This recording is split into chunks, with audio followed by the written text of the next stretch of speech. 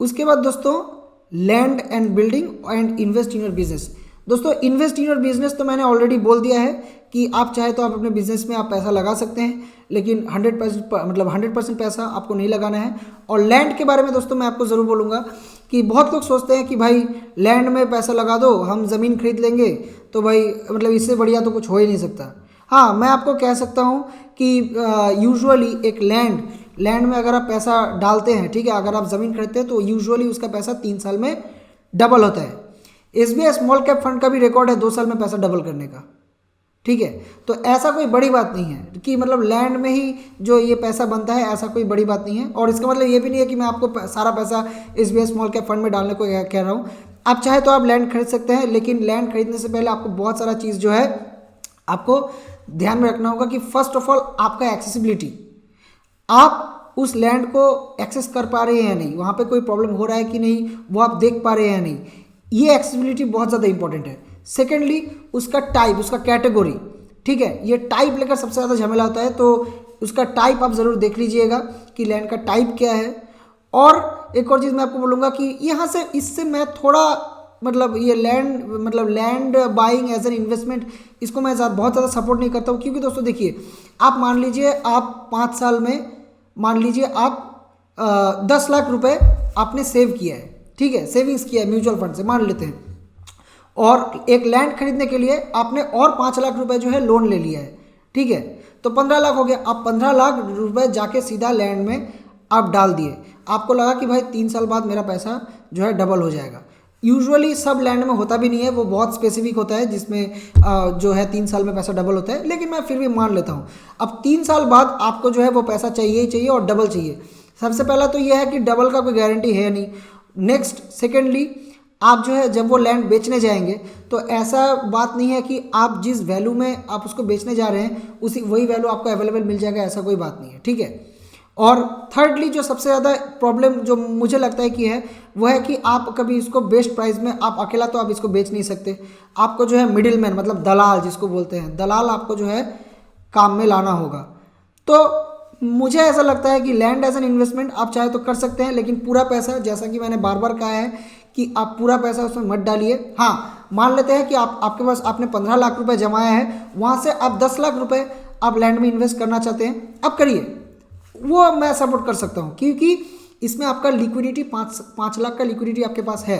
आपको अगर कभी भी कोई प्रॉब्लम होता है तो आप 5 लाख रुपए आपके पास है उस प्रॉब्लम को सॉल्व करने के लिए। लेकिन आप 15 लाख रुपए अगर लैंड में डाल देते हैं और 3 साल बाद या मान लीजिए 2 साल बाद आपको कोई बड़ा प्रॉब्लम हो गया, कोई हेल्थ इशू हो गया, तब आप मान लेते हैं कि आपने अपना पूरा सेविंग उस लैंड में लगा दिया है, तब आप पैसा कहाँ से लाएंगे? आपको तो वो लैंड बेचना पड़ेगा, और जब भी आप लैंड बेचने जाएंगे तो आपको बेस्ट प्राइस तो मिलेगा नहीं।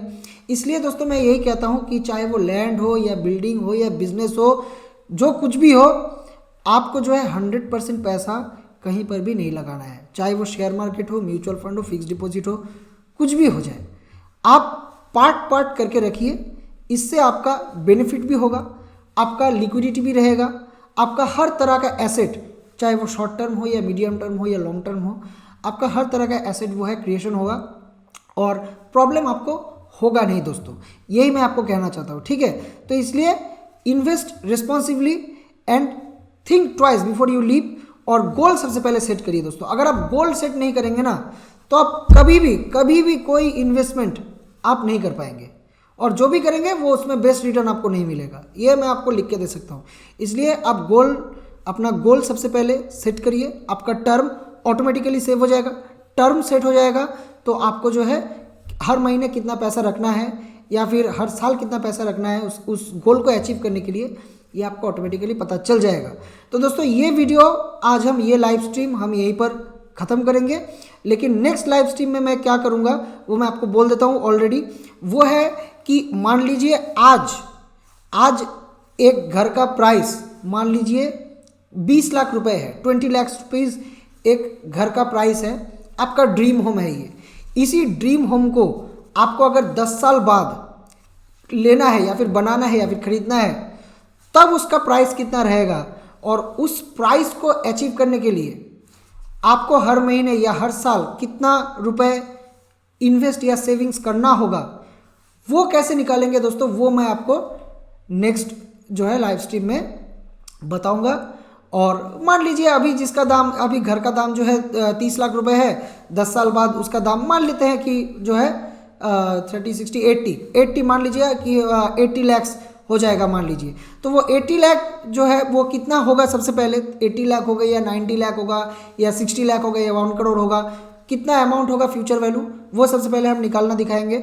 और उसको अचीव करने के लिए आपको हर महीने या हर साल कितना रुपए इन्वेस्ट करना होगा और कहाँ पे इन्वेस्ट करना होगा, वो हम आपको नेक्स्ट जो है लाइव स्ट्रीम में दिखाएंगे।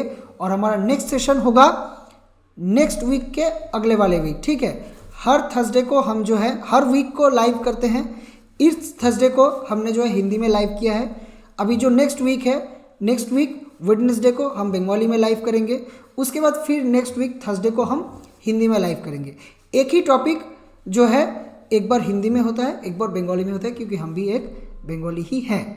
ओके, तो जो मेरे हिंदी व्यूअर्स हैं उन्हें मैं बोलूँगा कि आज जैसे 5 तारीख है, तो मान लीजिए आज से 14 दिन बाद तो है 19 तारीख को आप मान लीजिए कि हम फिर से मिलेंगे। और टॉपिक मैंने आपको ऑलरेडी बोल दिया है। तो दोस्तों धन्यवाद, फिर मिलेंगे एक नए लाइव स्ट्रीम या फिर कोई एक नए वीडियो में। Thank you.